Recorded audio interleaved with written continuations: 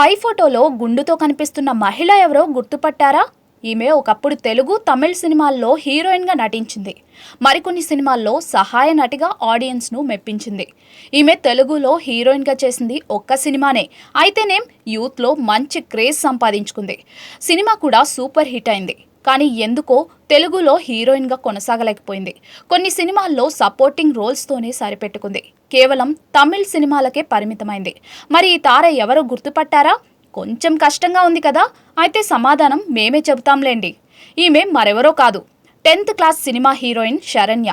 తాజాగా ఆమె తమిళనాడులోని ప్రముఖ దేవాలయమైన తిరుత్తని సుబ్రహ్మణ్య స్వామిని దర్శించుకున్నారు. స్వామివారికి తలనీలాలు సమర్పించింది. అంతేకాకుండా నాలుకపై శూలం పొడిపించుకుని స్వామివారికి మొక్కులు చెల్లించింది. ఇందుకు సంబంధించిన వీడియోలను సామాజిక మాధ్యమాల్లో షేర్ చేసింది శరణ్య. దీంతో అవి కాస్త సామాజిక మాధ్యమాల్లో వైరల్గా మారాయి. సాధారణంగా అమ్మాయిలకు జుట్టు అంటే చాలా ఇష్టం.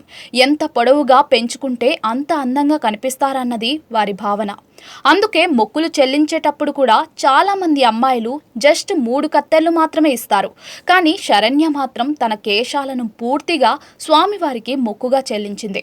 దీంతో అభిమానులు, నెటిజన్లు శరణ్యపై ప్రశంసల వర్షం కురిపిస్తున్నారు.